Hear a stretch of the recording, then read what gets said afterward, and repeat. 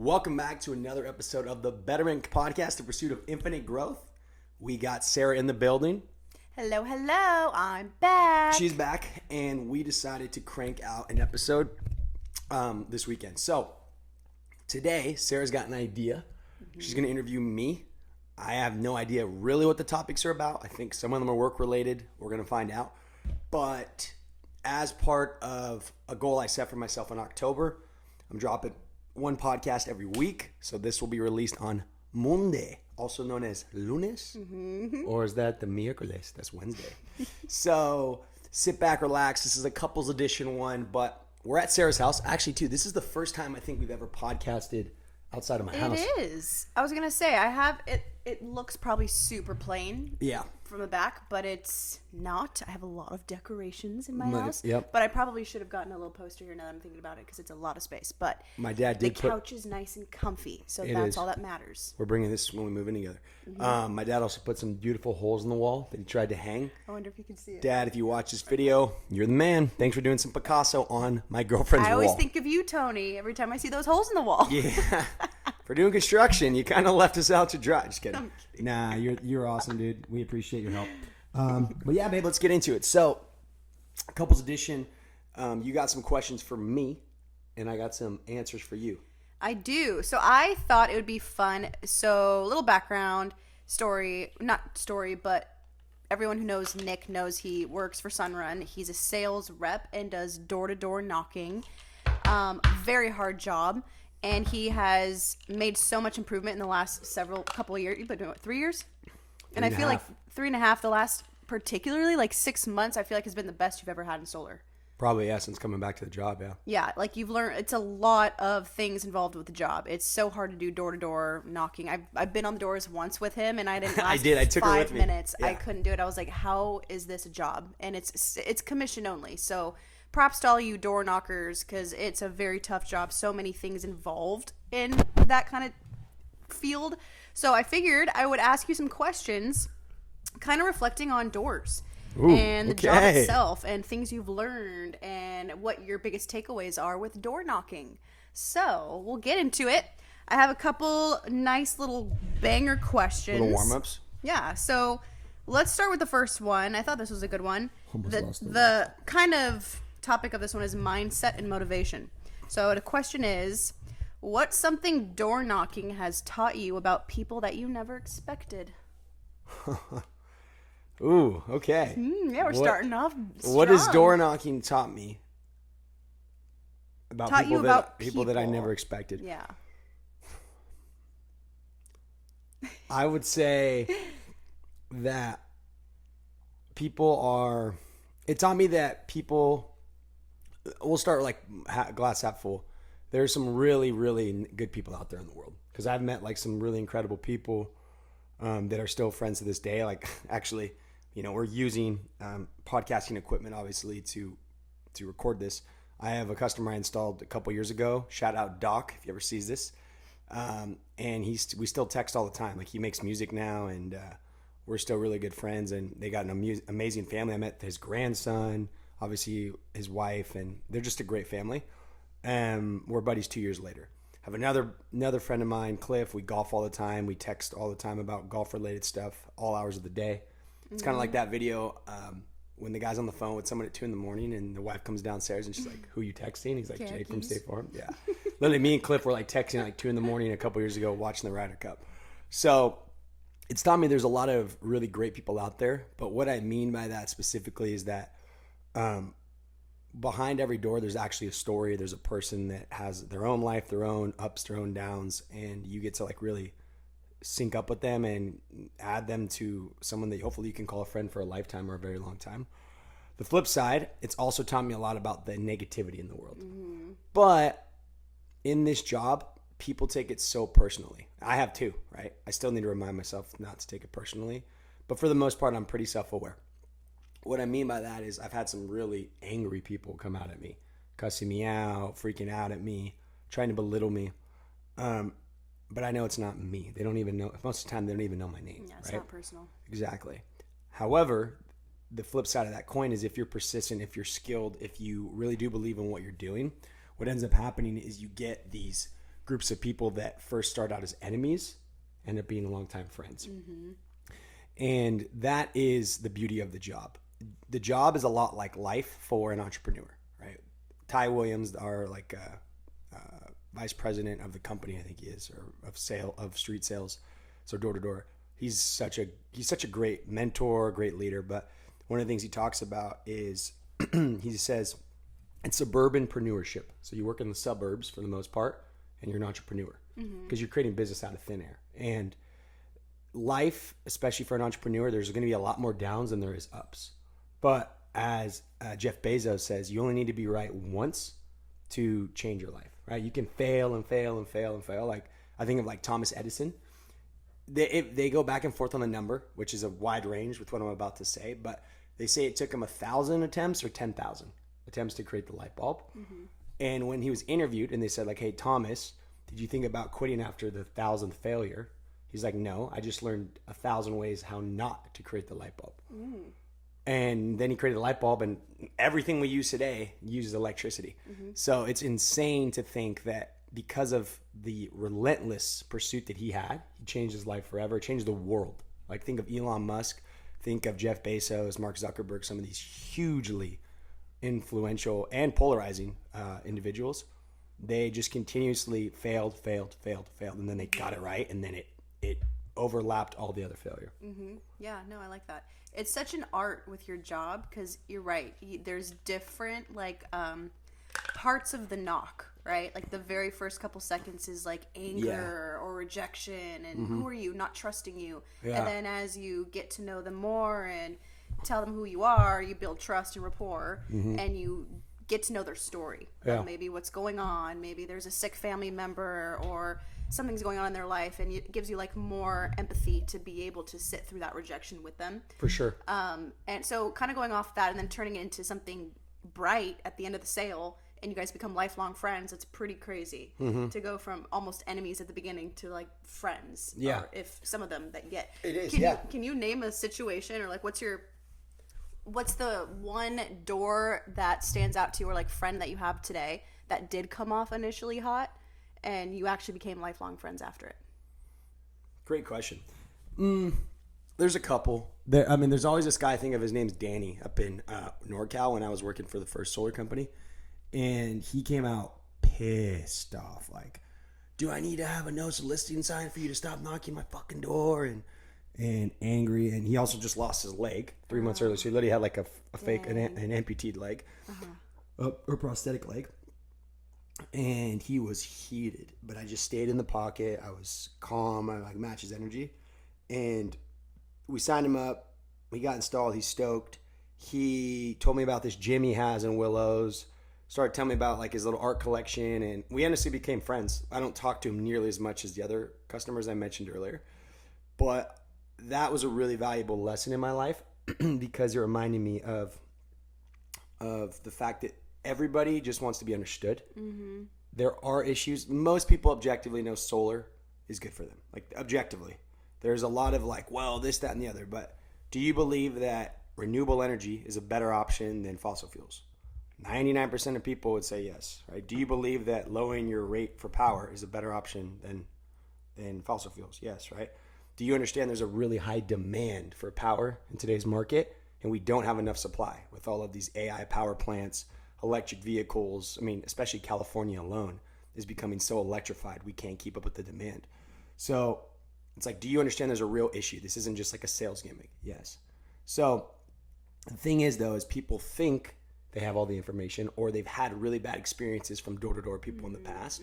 So there's this very high, jaded. Exactly. There's this very high like wall or barrier of like, I don't trust you. Don't even try and pull a fast one. Don't even try and give me your sales gimmick. Don't even try and act like you're doing something different than the other 100 guys.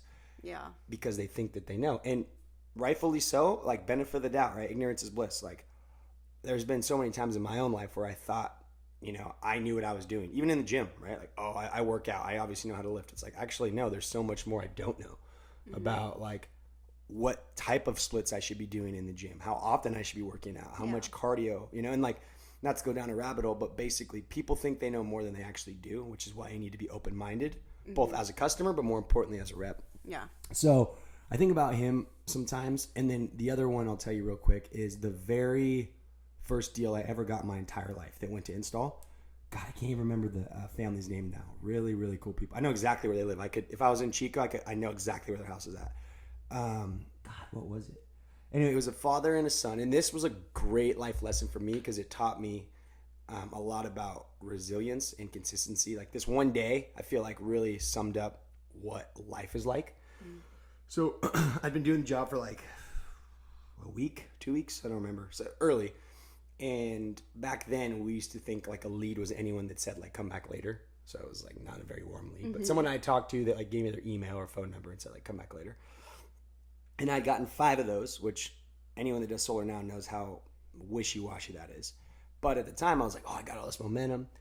I remember I got like 5 ACs is what they called it, which was like account created. So a lead for salespeople in like the first 3 hours of the day. And I was like, man, I'm killing it. So I went and worked with my buddy John. And then I went to another neighborhood like later that day. I went and got lunch, came back, went on doors. And I remember I went in this neighborhood and I'm not kidding. I probably knocked so after I'd been knocking all day, I probably knocked another 80, 90 doors, something like that, somewhere around there. And I couldn't make this up any better. So I parked in this cul-de-sac. I knocked all these doors. Like this one dude already had solar. I didn't see it. He like freaked out on me. He's like, "Oh, you got 42 panels. Are you stupid?" I'm like, "Okay, it's gonna be back end of the day." So I just kept going, knocking. Come all the way around. I can't make this up. The last door in the entire neighborhood I knocked. I was like, oh, whatever, fuck it. Like one more door. Let me just give it a rip. And mind you, I haven't gotten a single deal yet on my own. I haven't seen an install, right? I'm just like, I'm literally brand new, right? And I have all these warm leads, but I'm like, none of them have come to fruition. I knocked this door, and I still remember they had a porch that said, like, life's better on the porch. And they, like, came out, and I was like, hey, I love your porch sign. And they were laughing. And she was vacuuming, too. And I was like, oh, she's going to get pissed that I'm cutting her from her vacuum time. You know, you tell yourself so many stupid excuses. And she comes out, and I start talking to her, and she's like, well, my dad owns the home. I'm like, oh, okay, let's see how this goes. Because usually that's, anyone that knows, it's like, well, she's not the decision maker. Come to find out, they both are on title. The mom passed away. They lived together. The mother and the son, father. She was like 40s. He was like late 60s. She's like, yeah, come back, whatever, on Tuesday. Went back, and I think her name was Jenny. Closed the deal, and then it ended up going to install. And I always remember thinking like, that's such a profound experience. Like to have knocked all day, gotten quote unquote success. The other 5 deals didn't even close. The other 5 leads. This one ended up going to install, and it was the last door of the day. And it's funny because if you ask anyone in door-to-door sales, the amount of times that the last door is the door that gets a lead is more often than people would think. But not to go too off of a tangent, but to your question earlier, like, was there an experience that was super negative? It was like, I guess I would say like, maybe not negative, but like just in the trenches, like grinding, which is all this job really is. But yeah, I remember that day a lot. Mm-hmm. Yeah, it's like I said, it's an art. That job is, I couldn't survive 5 seconds. So yeah, props. Sara went on the doors, dude. I remember that. No, it's not for me. People were slamming them, and she was like, "Babe, this job is horrible." I'm like, just trust. I know, but it teaches you a lot about life and how to deal with relationships and problems. It's a really good job to have those people skills under your belt, because life is hard to navigate. So major respect. But kind of going off, another question. I liked this one. Has your view of success changed since you started in sales? And if so, how? Like day one, your view of success on the doors versus like now, what's changed? That's a really good question. Definitely. When I first started, you have to think about perspective, right? Perspective is everything. I started with a restaurant job. So like for me, if I make $250 in a night, I literally felt like, dude, I made so much money. Success, yeah. Right? Like I am crushing, right? I have $250 cash, plus I'm going to get a check in 2 weeks. And I remember like being like, dude, if I could make $10,000 in a summer, like that would be crazy, which is insane because now you can literally do that on a deal. And in fact, a lot of deals pay more than $10,000 per deal. And I just thought like, man, this is insane. And for me, originally the success was like make a lot of money. which is still important. Obviously, I'm 26, dude. I'm not nagging that. But I will say what I want out of success is definitely changed. And like one of the things, like I actually do like work-life balance. Like I do like to be able to just like hang out with you during the day. Yeah. Even like a weekday. And then, work the day after or grind for half a day and then go golf. Like there are other things that I really enjoy with life that as I get older, I'm like, yes, it's important to level up. That's something that I still want to do, but I'm like, if you think about it, we only get one spin around this thing. Why not do what you actually want to do? That's how I look at it. Like, why not do what I want to do? There's a time for work. There's a time for play. Dating you've kind of taught me that more. Like, hey, you got to play more. And so success for me is now more like financial freedom for sure, but then also like time to golf, time to hang out with you, time to go watch football. Like, you know what I mean? And at the end of your life, right? You only get one spin around it, so you don't get to redo it. So it's like, well, someone may make the argument, yeah, but you could have got more potential from work, right? Like someone could say that with what I'm saying, but I'm like, yeah, but then how does your family life work? Right. Yeah. Right. But like, and once again, there's no wrong answer. Like someone could spend all their time with their family and then be horrible at work and they're dead broke. So it's like, that's also not the right answer either. What I'm saying is success for me is more like, what does Nick want? And less about what does Sunrun or my friends or anyone want. And by the way, love Mike. I'm not saying like Sunrun's saying this or that. Like Sunrun's phenomenal. I love him. I love my company. I love my job. But what I'm trying to say is there are going to be people in your life that want what's best for you too. But at the end of the day, everybody has their own vision of what they want for you. Your mom may want you to be a lawyer. Your dad may want you to be a doctor. Your sister may want you to be a firefighter. Yeah. Your friends may want you to be the homie that can drink every day when they text you. At the end of the day, you got to do what's best for you and live by your own moral compass. Yeah, no, I like that. And that's the reason why I chose that question, because success is such a subjective word. It's so broad. Everyone defines it so differently. Like some people define being super successful as a millionaire and making a lot of money, and other people define success as the white picket fence American life with the husband and the kids, or being a good communicator, or being a good loyal friend, and being emotionally intelligent. Like it's so broad on that spectrum. And so I like that answer, though. Having like that little bit of everything is like the main goal, right? Like, yes, you're making money to survive and have a good lifestyle, but you're also in a happy relationship and you're married with kids and you get to experience what family's like, and being able to have confidence and communicate to people and problem solve really good and not let things get to you. Like, so broad in that area of defining that word of success. So I like that. No, to add to that too real quick, is I think about even like, so the last couple of weeks, Sarah and I have been like looking at apartments. We'll be at 2 years and 3 months technically. 2 years of knowing each other, of dating in 3 months. At the end of the year, we'll be at 2 years. 2 years, yeah. December, really. Yeah. Right, and so we're looking at moving in together early next year. Like January is ideal. But even then, like even with that, I was thinking about that too, and I'm like to me, that's like a huge accomplishment, right? That's not like a monetary thing. It's maybe even a step above romantic. It's like a connection thing. Like I have found someone that I can call my partner that I like want to spend my life with. Like I want to wake up next to every day. Yeah. Babe. But actually though, and it's like that's success in its own right too. Cause like, dude, I've, been around, dated a lot of girls I know.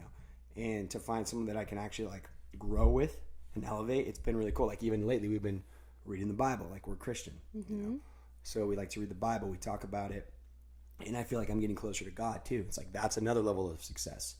Like we're going to church again.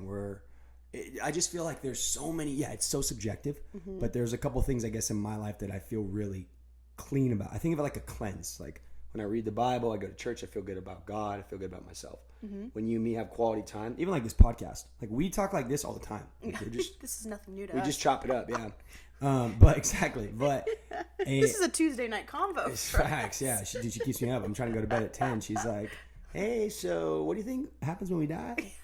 I'm like, "Well, we go to heaven, hopefully." But it's like 12:30 a.m. Let's talk about tomorrow. No, I'm just kidding. But no, it's there is so many levels of success, and I think the older I get, and I'm still very young, I know that, but I have understood that there's like other things out there that aren't just things to be grateful for, but also to pursue. Like pursue a relationship.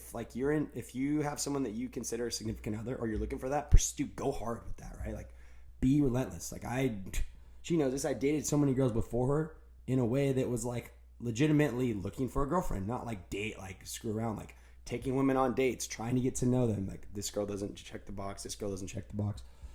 With God, like I haven't picked up a Bible actually before last month for years. And I was just like, whatever. And I'm like, we're like discovering. And then we talk about it. It's like we're literally training each other. I learned about... It's like a Bible study. Literally. Yeah, exactly. And or book club. So then you think about that. Your thoughts start wiring and firing differently. So, yeah. Anyway, not to go down this whole rabbit hole, but yeah, success is really something that the last couple of weeks and months I've been like, I think I've been so focused on work and business, but there's so many other levels to success out there. Yeah, I like that. Great answer.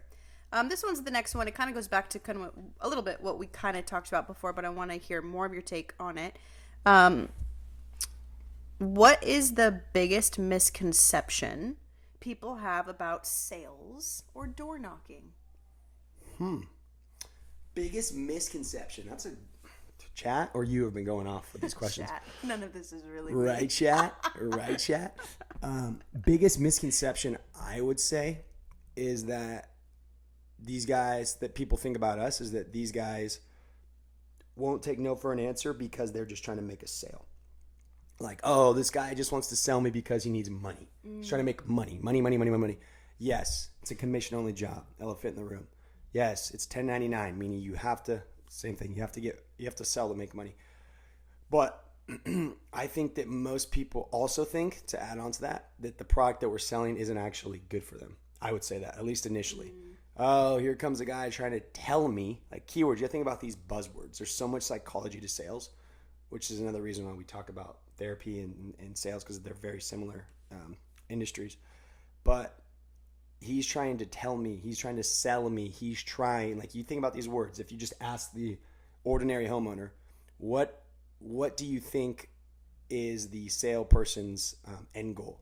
And 99 out of 100 are going to say he or she is trying or forcing me or is to make money, overloading, like benefit. Very much like the salesperson is trying to get something. They're trying to pull a quick one on me.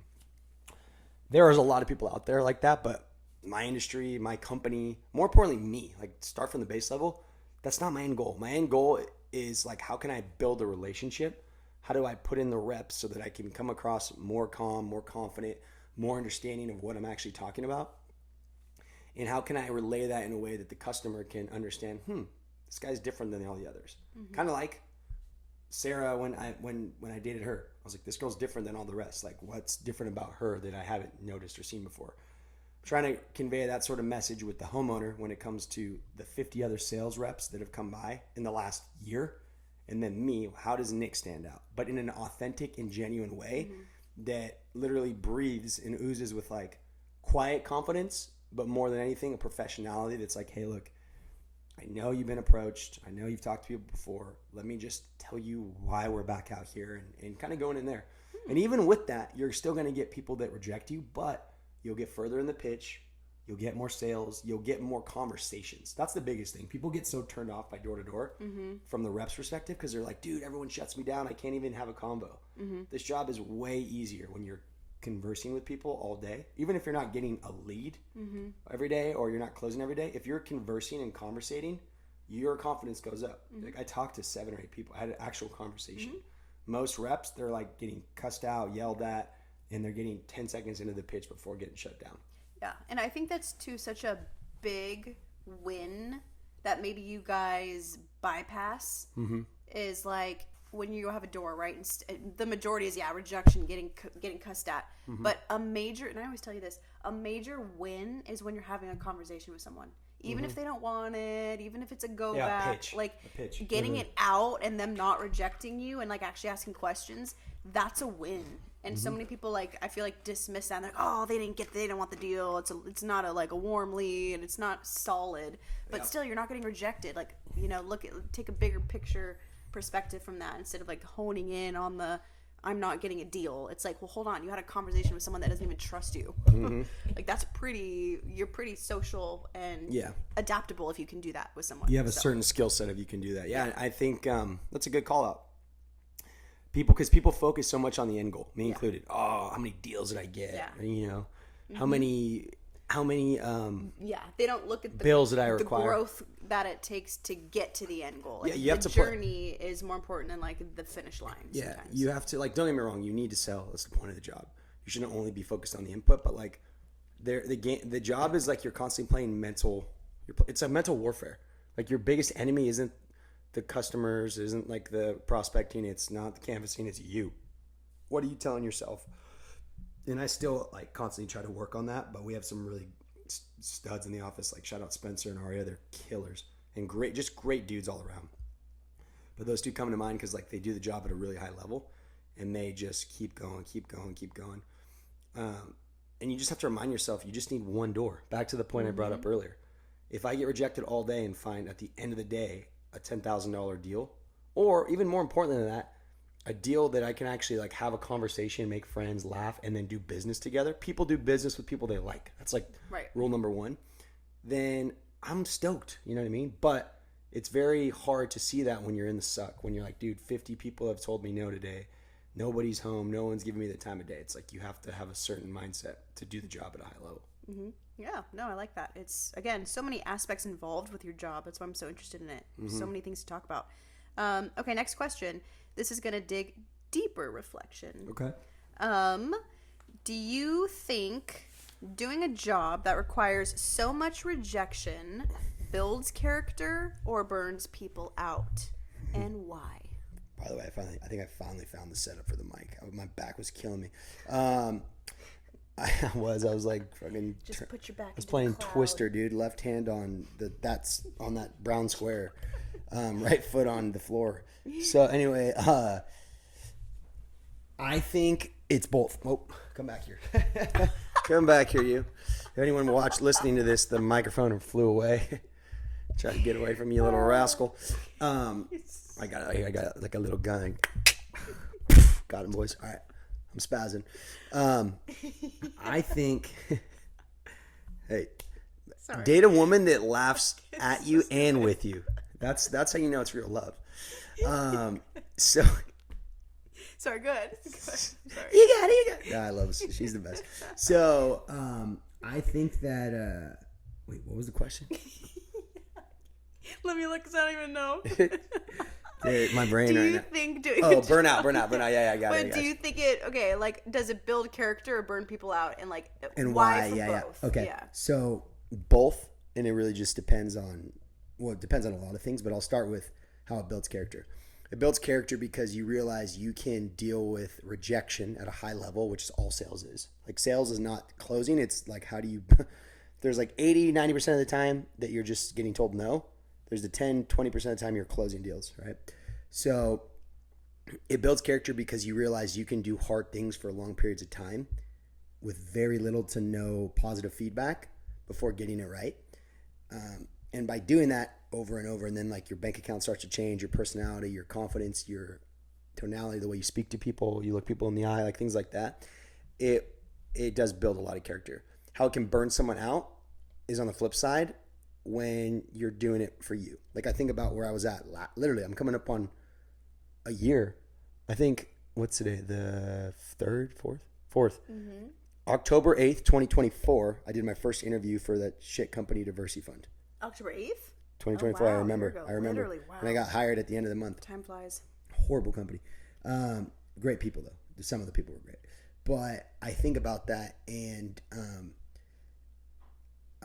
anyway, the reason why I had left Sunrun the last time, left Solar, was, once again, if you listen to my other podcast, I was burnt out, but I was so focused on me, Nick, and how does Nick sell more? How does Nick do this, Nick do that? I wasn't focused on leadership, development, building referrals, meaning like building customers that I can call actual friends and family.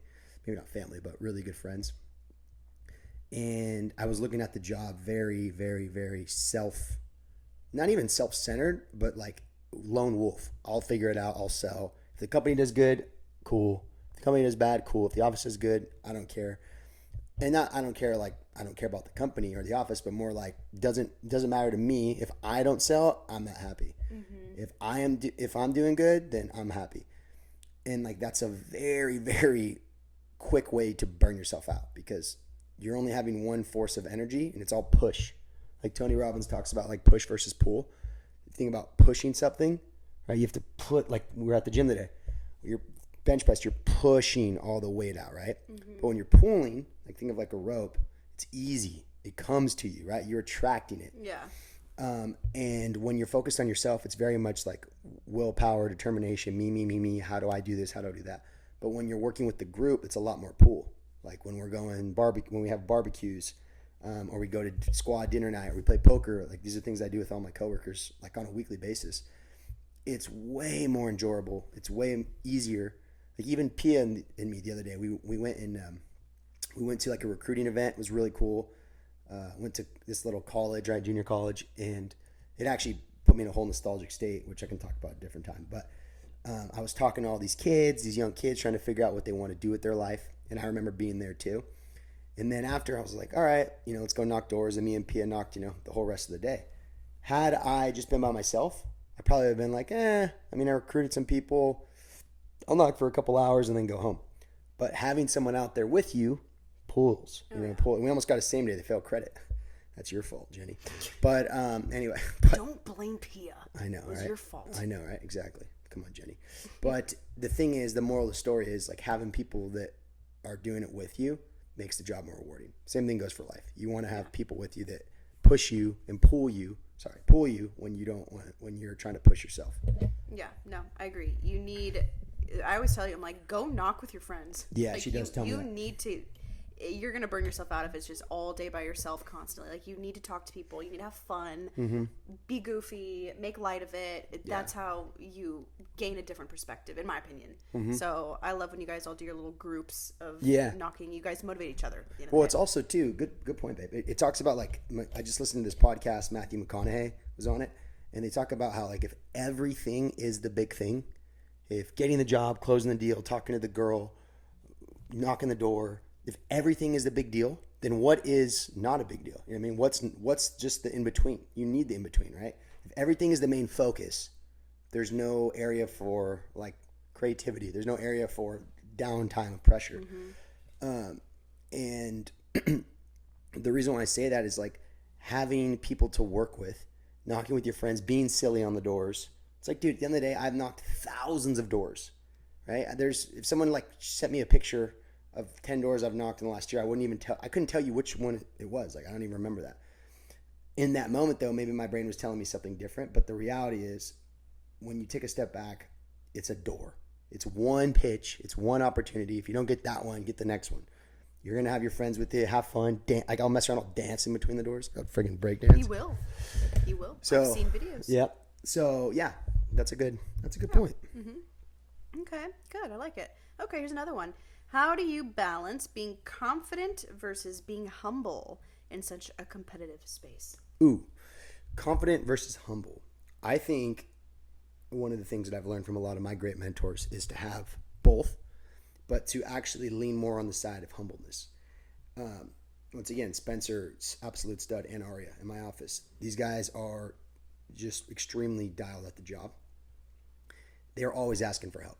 They're always calling their leaders. They're always saying like, hey, how do I do this? How do I do that? Even I've noticed sometimes the people that maybe aren't at the same skill set as them, but in this one specific area, maybe like referrals, let's just say person A is a little better than Spencer in just referrals, but Spencer's got him beaten every other category. Spencer will call that guy and like, hey, how do you do this? That is what a humility is. That's what being humble is.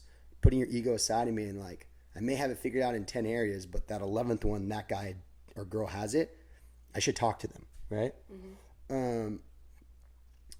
Manage that with confidence too, right? You can't be only humble because then I shouldn't say it like that. It's extremely important to be humble, but you also have to have that inner self-belief. If you're just extremely humble about everything and have humility to the 10th degree, then you may not have the confidence to do anything at a high level.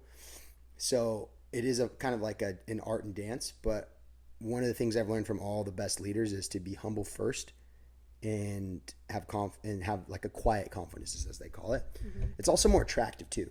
when I see the guy or girl that crushes in any industry or field or in any area of life, and they're very humble. Yeah, you know, like so and so, you did so good. You closed 20 deals in the last 2 weeks. Yeah, you know, it's been good. Like, you know, you can tell a lot by the way the person responds. Oh, it's been good. Or, yeah, of course, yeah, you know, of course I closed those. It's like, dude, teach their own, but the way that someone responds to praise with high level of success, I think also shows a lot about their character. You know what I mean? Like, being in this job, seeing a lot of people do really well, there's been some people that I'm like, man, you're gonna conquer the world because of how you can captivate an audience, how you can check yourself, but also take the praise humbly. And there's other people where I'm like, dude, you're fucked. Like, the second that anything happens, you're gonna have no one to help you because you think that your shit doesn't stink. You know what I mean? Yeah, no, for sure. I think you've done a really good job too at keeping that balance. Mm-hmm. You're very confident. You're good at what you do. I tell you that all the time. You have such a personality, Thanks, skill set, but you're so humble and so kind, and it shows. I think too, back to the whole burnout thing, I've noticed in my own life when I get actually more humble and get more confidence, so they actually work together, is when I help a new rep. Like, you know, like last night I closed a deal for this new combine rep, and he was so excited. You know, he was so stoked. He was giving me a lot of praise. I was very, you know, grateful for. But once again, I felt really pulled. I didn't feel any burnout. I'm like, dude, that was cool. I just helped this young guy make more money. You know, it goes to install. That's the plan. But make more money in this one deal than he made in a month at his other job. Like, you don't think about those things. At least I don't think about those things all the time. But then when they do, it makes me take a step back and be like, once again, I'm not the only one on the ship. I'm not the only one that's got stuff going on in life. Like, there's other people that you can help, reach out to, that will make you feel better about yourself. Like, it's why I think people that are like genuine about charity, why they love doing it. Like your dad, he does the was it the food drive or the soup kitchens or right? Like, you do that because he gets like, he feels better about himself doing that, and he should. Like, you're literally being objectively a good human if you're feeding the homeless. If you're shout out Dad, dude, Steve Phillips. We love you, dude. Such a good man. But it makes me think about those kind of things. Like, people do it. Like, I remember Denzel Washington said this, and it was like, God, it's so money. I love Denzel. I think he's a great role model. Like, the way he carries himself too, arguably top 5 greatest actor of our generation. And the guy's just, he puts God first and everything. So I respect that a lot too. But he talks about, I forgot what the exact quote is. I'm sure I can find it on TikTok after. But he basically talks about like the benefits of being, of donating or giving back. And he's like, people say they do it to be selfless. He's like, no, it's selfish. He's like, but it should be. He's like, I like donating to charity. I like doing all this because I feel good about myself. And so what he did, which I loved, is he like flipped the negative connotation of selfishness and was like, no, you should want to help people because you'll feel good about yourself. Like, to help people and say like, I don't want anything in return. Yeah, maybe not monetary, but the feeling, right? Like the spiritual element, that whatever you get from just doing acts of service, that is worth all of it. So it's like, and he said like, people should be selfish, but you should be selfish for the right things. Give back to community so that you feel better about yourself, so that you keep doing it, you know. Donate money to charity so that you can see people's lives change, so that you keep doing it. And I'm like, it's like a really unique way to flip it on its head. But all right, babe, rip one more. I like that. Okay. We're gonna wrap it up with something funny. Let me decide here. Shut up. I'm scared. Okay.